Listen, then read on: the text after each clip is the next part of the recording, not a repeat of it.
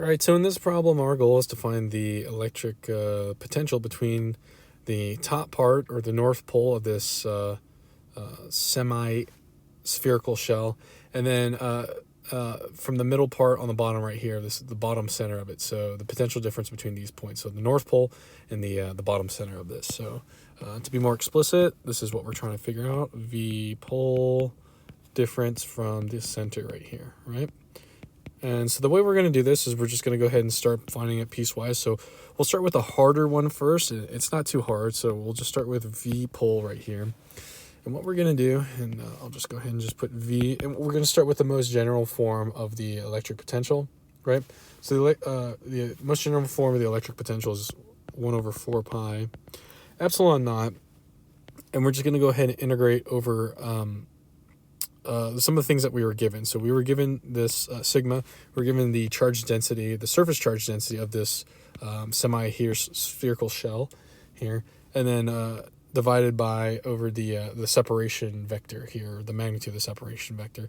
And then we're going to go ahead and integrate over all of the area right here. And so first things first, this was given to us right here. And we also know that the radius is equal to r over here. So going back over here, the first things first is just going ahead and figure out what exactly is r. What is the separation vector? And to be more explicit, and I'll draw your attention over here, if we go ahead and, as you can see right here, so we have some sort of vector that goes from the point of origin. And by the way, we're setting our point of origin here at conveniently at the center of the bottom of the semi-spherical shell.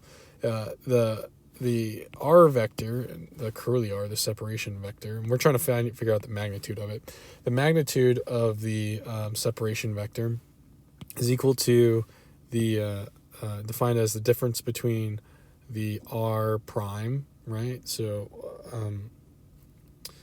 the r prime is the one going from the center of the origin to the place, some random place that, or arbitrary point on the charge distribution that is causing the electric field. So from the center to some random point, I'll just say that has a charge. So that's r prime right there, and I'll go ahead and mark that as r prime. And then from there to the place at which we're evaluating the electric field, and we're evaluating the electric field here at the North Pole, right? And so the r vector is the difference between this vector minus this vector right here. And we'll go ahead and put another vector right here up to this top point. That is a curly vector. So what we have here is essentially like a triangle. Let me go ahead and put, and this is right from here to here is the vector from the point of origin to the place at which we're evaluating the electric field, and we just call that the regular r vector. So it's r prime minus r. Right? And one way that we can do this, a better way that we can do this, is you can see here that we can just use the law of cosines right here, because this angle right here from here down is for doing spherical coordinates, which we are. This right here is a theta, right? So what we have here is a triangle, and we can use the law of cosines to figure out the magnitude of that, the magnitude of this r, the separation vector. So it's this vector minus this vector, which is, of course, this vector right here. And conveniently, right, so this is a spherical shell, so this distance right here is equal to r, and this distance here is equal to r. So we know the magnitude of r prime, which is just r, and we know the magnitude of the separation vector, which is just capital R. And what we can do is, like I said, use the law of cosine. So r squared is equal to r squared plus r squared, and I'm just throwing this into the law of cosines, so minus 2 r squared cosine of theta, right? And now we just go ahead and solve for the magnitude, and the way that we do that is we can just go ahead and take the square root of everything. So what we have left is r over the square root of 2. We factored out a r here, r cosine 2 theta. We can just do this one more time. We have the square root of 2 r square root of 1 minus cosine theta. All right. So now that we know what r is, the magnitude of r is, we can go ahead and substitute that in there. Another thing we need to figure out is what this differential area element is, right? So if we go into spherical coordinates, differential spherical coordinates for a surface area of a constant radius is r squared, evaluated at r equals capital R, right? Because our r is fixed here. It's not like this this spherical shell is changing radius anywhere.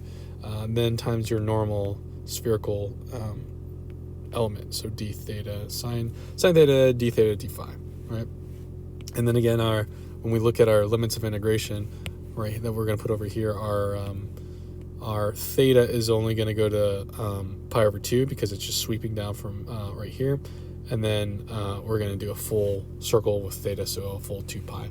So let's go ahead and make our substitutions over here for that. So we have 1 over 4 pi epsilon naught.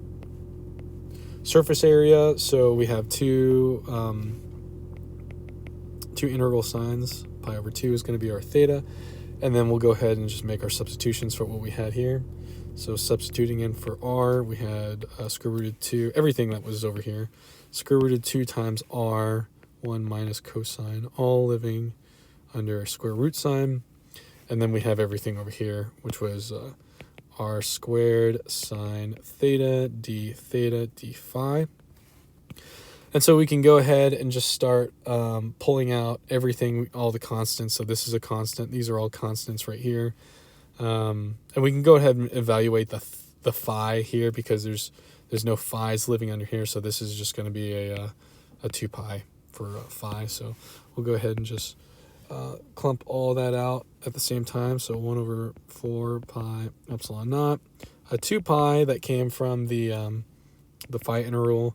R squared that came out, there was a square root of 2, and there was an r in the denominator, and now we're just left with our lone theta integral, 0 to pi over 2 sine theta 1 minus cosine theta living under a square root. Let's go ahead and cancel out some of these nice terms over here. So we have a pi, or this 2 cancels out, these pi's cancel, one of these r's knocks out the denominator.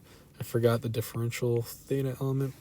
All right, so next thing that we have to do here is, other than just not mess up any of these constants when I go to the next step, is evaluating this integral. It's a pretty simple U substitution, or you can be like me and just throw it in a Wolfram like I always do because, I don't know, math is for mathematicians. I'm a physicist. So anyways, I'll go ahead and make the simplified constants that we had over here. So it was actually sigma r, and then sigma r epsilon naught times the square root of 2.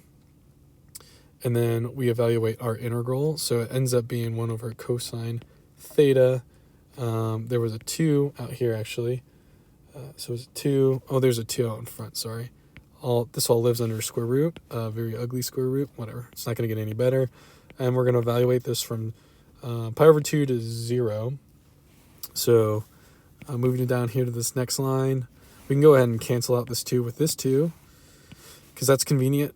We have a sigma r over epsilon naught square root of 2 times, we'll go ahead and just make these substitutions in here. I'll make it more explicit. It's 1 minus 0, cosine of pi over 2 is 0. And then we have a 1 minus, let's see here, 1 minus 0 over here. Oh, actually, sorry, this is a cosine of 0 is 1, so 1 minus 1. So ends up being 1 minus 0, which is nice because then this all ends up, I'm going to scroll up a little bit. This all ends up being sigma r over epsilon naught times the square root of 2. And again, to remind you, that is the electric field at the pole here, right? So next we just got to figure out the pole, or the electric field, or the electric potential at the center, which is actually much easier than what we did before, but let's make it more explicit and be at the center.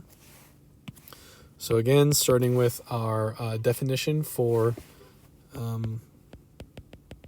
the potential difference.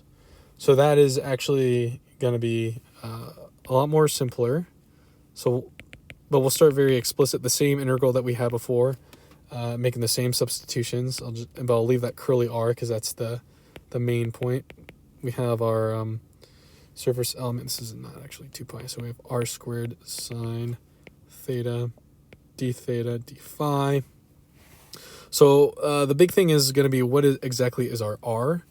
Let me go ahead and paste this. Let me go ahead and copy this down here. Maybe. Okay. I'm just going to go ahead and zoom in. So let's figure out what our R here for this next one. We're evaluating R at the center right here. So again, I'll just draw it right here. So R, the separation vector is equal to where we're the difference between these two vectors, where this is the vector that points to where we are, where the electric field is coming from. So again, we'll just put some random vector out here. Let me do it in green. Let's say the vector is pointing from where our origin is to some random place that's causing the electric field. And again, so this is R prime. We know the magnitude of R prime is equal to big R. And then the last one is the vector from the origin. This is the vector from the origin to where we're evaluating the electric field at, or the electric potential. And since our origin is right here and we're evaluating the electric field right here, the difference between that vector is 0. It doesn't point anywhere, so it's 0. So this separation vector ends up being this vector minus a 0 vector. So it's just this vector right here. So that means our separation vector, at least the magnitude of the separation vector, is equal to the magnitude of this vector, which is just R. And so coming back down here, we'll just say by physics, curly R, the magnitude of R is equal to just R. So we can go ahead and make that substitution here, and then do the rest of the stuff here. In this jump, I'm going to go ahead and evaluate the phi integral because there's no phi's in here, so that just ends up being 2 pi. So we have a 2 pi r squared that came from right here because that's a constant. I'll go ahead and pull out that sigma as well, divided by our magnitude of the separation vector, which is just r, and we're just left with one last integral. This one's much easier than before. It's just sine of theta d theta. So let's go ahead and cancel out some stuff here. So we lost an r. This turns into a 2. We lose a pi.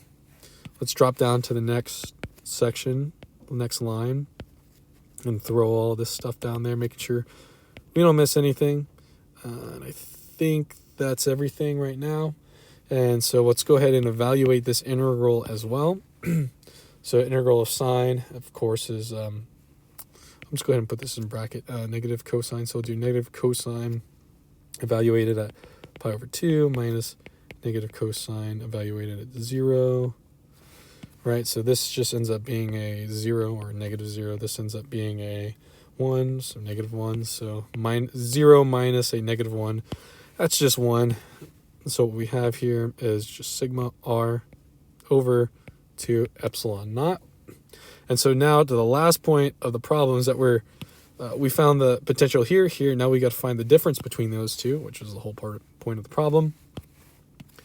So our V is equal to V pole minus V center.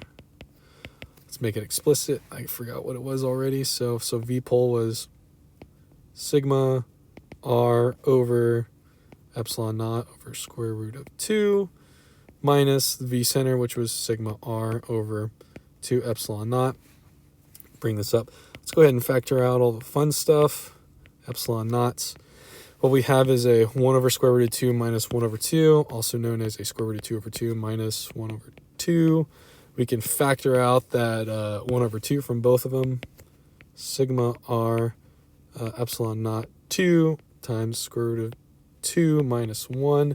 And that is what I'm going to go ahead and call our final answer.